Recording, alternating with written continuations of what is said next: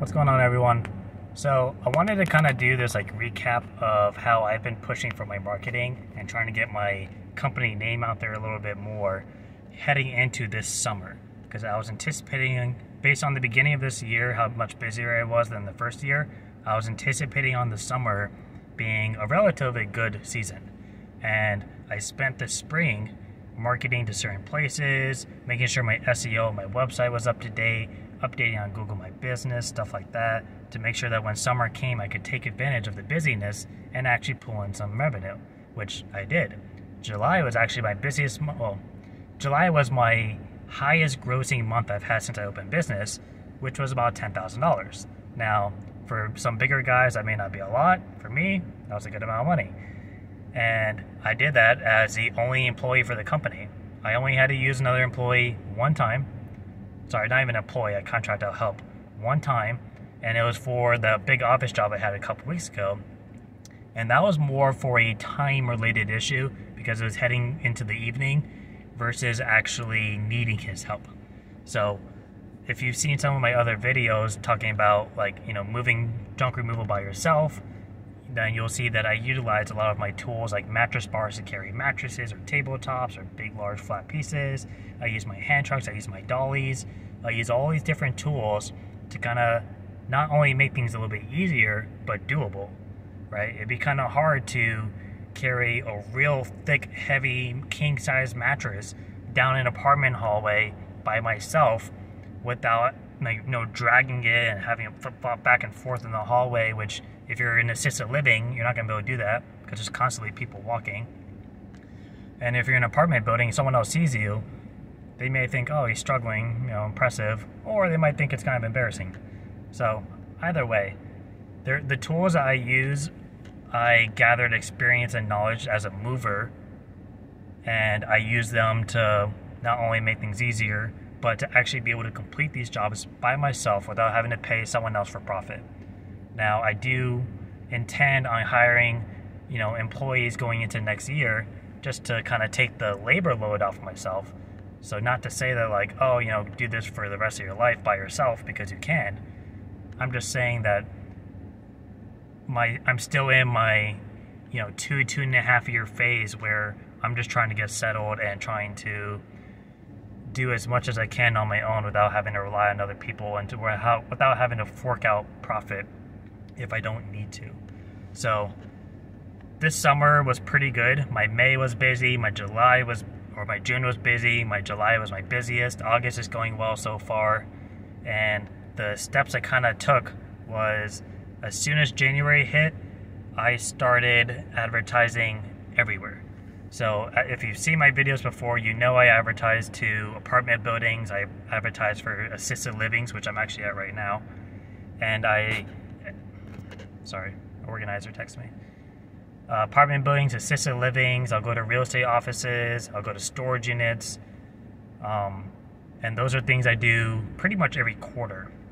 Now, something I've really been pushing for this year was assisted livings, and I'll go by them, I'll map them out by each city, right? So these are all crossroads of my city, for each city in my county, and I'll mark down where they are, and then I'll make up these rate cards that have all my pricing on them.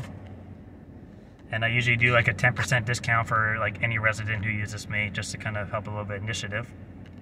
And then I'll also bring those by assisted living, apartment buildings as well, to give to the actual property manager, because they may want to hire me out to clean up the excessive items around their bulk dumpsters, or maybe they have an eviction, or someone leaves and leaves some crap behind and maintenance has to deal with it, but maybe they're busy. Either way, the city comes and charges to pick stuff up anyways. So a lot of times they're open to using a junk removal service to come and just kind of do it all at once.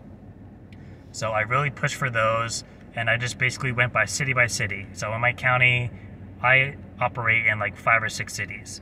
So I just went by each city every week, and I went by 5, 10, 15 different buildings and did the same thing. I'm asking to leave cards or flyers behind for the residents. Maybe they have move-ins, they have move-outs, leave it down in the lobby, or I'm asking for a vendor position. Now, the main thing that I found that keeps me back from vendor positions is insurance. I have insurance. I have good insurance. But as of 2022, a lot of places in South Florida, in Florida in general, but in South Florida, they had an increase in their demand for insurance. And it's like a crazy number. Like your typical insurance is like a $2 million for your general liability. It's $4 million in some of these places, which is a lot of extra money. So I got enough to operate in the majority of buildings, but I'm not touching that $4 million market unless I have to. And then for assisted livings, from the ones I've worked in recently, they either get me to do a W-9, so they can just send me out checks and they'll just charge the families themselves, and I'm sure they're getting a service fee profit on their end, or they have me just deal with the families directly, and I never even have to contact the building. I just have to go check in, do the job, call the customer. Usually it's, the children of the parents who pass away, and I just do payment with them over the phone, or sometimes they meet me here and, we'll do it in person. But that's been a huge thing I've been pushing for recently, and it's been paying off. I'm already tied in with 4 different assisted livings in my area, and I have another one I'm going to tomorrow for the first time to do a job. I met with them last week, and the manager was asking me about all kinds of different services that I could provide. So obviously that's a good sign. And then, real estate offices, I'll go by with some cards and flyers and ask them to leave it behind and say, I'm a local small business looking to, maybe help service your clients when they have these specific needs. And then I go by storage units and ask them if I can leave cards or flyers behind. It's kind of 50-50 whether they do or not, or ask for a vendor position. I haven't had much luck down here because they don't pay very well, but it is something to consider. And then this year I started doing yard signs. So you can kind of see the stakes down there. I'll get signs made from UZ Marketing, and it'll have my business name at the top, big bold letters, junk removal. I have it down that says furniture, appliances, clean outs, and then my phone number across the bottom in the banner. And I put those around storage units because they tend to stay up for a while. I'll put them around busy plazas like Targets or Walmarts, gas stations. I haven't done intersections yet. That's my next batch I'm getting in. But that's just a way just to expose yourself a little bit more. So people driving by, they think, I may need that. They see the number, they call. I used to think it was kind of like a tacky thing to do. And I know professional companies do it as well. But I gave it a shot and I got some business off of it. I did a big storage unit job off of one I had near a public storage. So, if I were to take just that money alone, that pays for the signs 7 times over.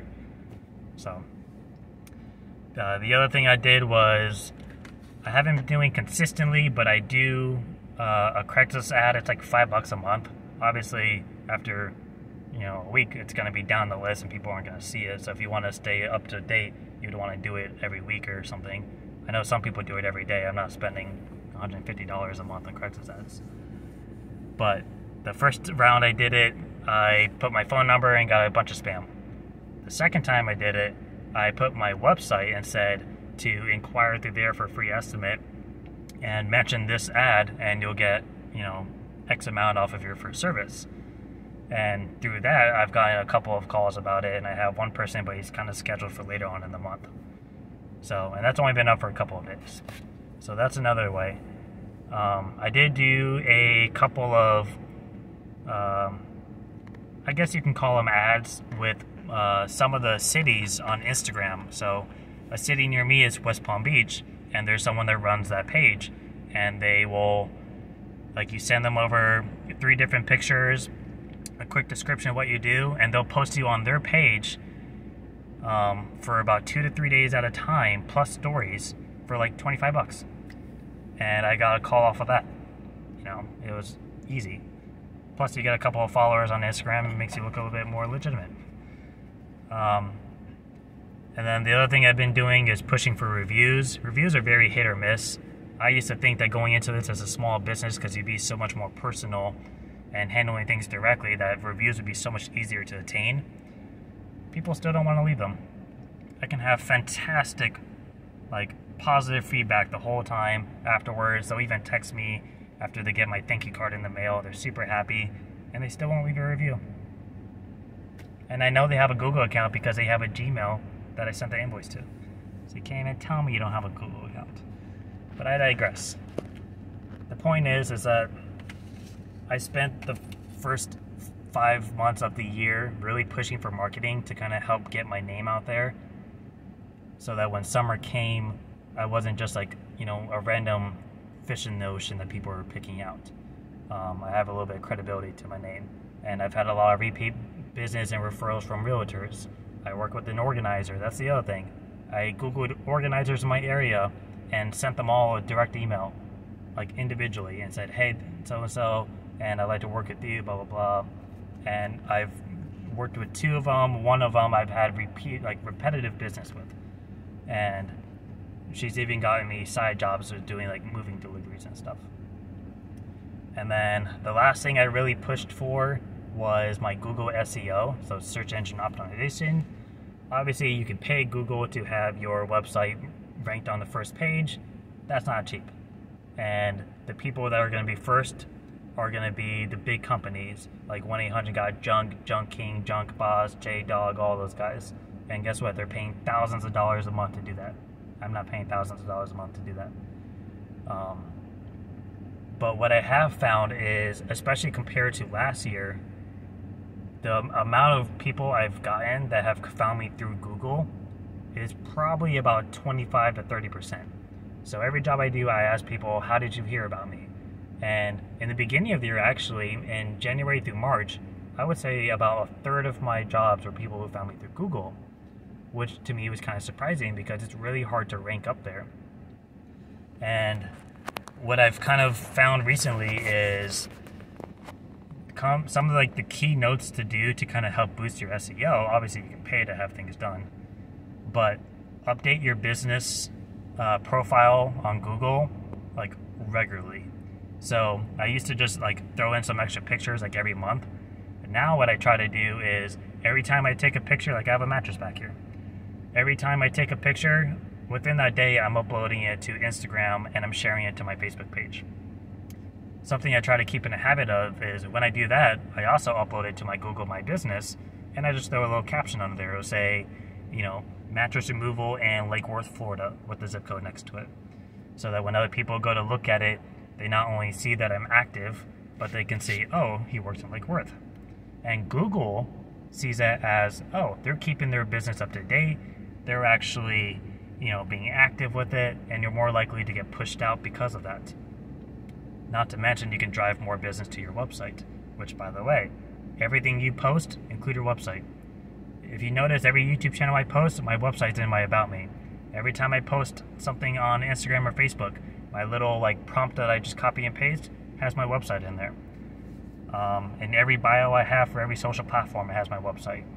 On my business card, it has my website. On my flyers, it has my website. Because the more people that go to visit your website, the more traction it picks up, and Google sees that as, oh, this is a popular website. And they're more likely to push it out into the search engine. And then the other thing is on your website, when you have your images, you can click on your image and go to your image description. Now, I have learned this from a couple of different professionals recently, and I had it wrong the whole time. So I saw from a few different companies and pages that they'll list out, let's say they have a picture of a mattress. They'll put in, junk removal, comma, junk pickup, comma, Boynton Beach pickup, comma, mattress removal, comma, and they're just listing out all these things and filling in the characters. That's one way to do it, but what I've kind of found through a few professionals I've kind of met over the last few months for web designs is the better thing to do is to just list what that photo is in detail and use it as an actual description. The whole point of it is it's an alternative description of your image. So say someone pulls up your website and your image doesn't load, that description is going to show. So now if you just put down 25 different zip codes, then someone who's looking at this picture who's supposed to be a mattress removal, it's just going to see a bunch of numbers and they're not going to know what the hell it is. So what you want to do is write mattress removal from so-and-so city, and then you can throw the zip code after it. And the better thing about that too is Google the actual like database of Google will recognize what that image is and have a better of understanding of how to apply that when people Google search images. So if I look up junk removal near me or mattress disposal near me, and you go to click on images and it shows you all those different mattresses and the junk companies and all this stuff, you're more likely to have your image put in there versus just having a bunch of commas with, you know, every single possible junk term out there. So that's something I've kind of learned, and since I've done that, I feel like my Google has gotten a little better with people referring me there. I've seen a rise in my my views every month between doing the SEO for the alternative images and then also for updating my Google My Business frequently. So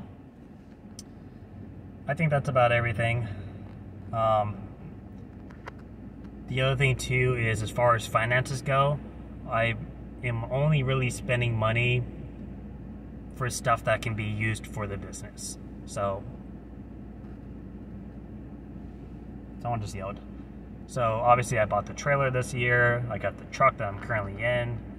You know, these are all things that are investing myself back into my business so I can create more money with it. I can do more jobs. I can be a little bit more profitable instead of using like the U-Hauls. You know, I'm buying certain equipment. Like I bought that Gorilla cart. That's been a tremendous help on a lot of jobs, especially construction debris related. You know, I bought the mattress bars last year during the winter because it's just something I've been putting off forever, and I finally got them, and guess what? It makes taking mattresses out a lot easier and doable. You know, I bought the marketing signs. I'll purchase, you know, marketing related items or something that I help use to help exploit my business a bit more. So as far as finances go, everything that I'm doing is being used to help me grow. I'm not just spending money on useless things. You know, I'm not going out for lunch every day and spending 40, 50 bucks at a time and just trying to write it off. So everything is with a purpose.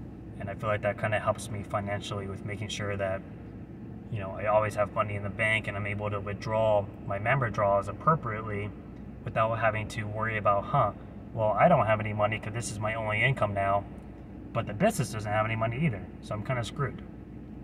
So these are things I found super helpful, and I'll continue them for next year, and I'll probably push even more and try to find more creative ways of marketing and trying to build better connections.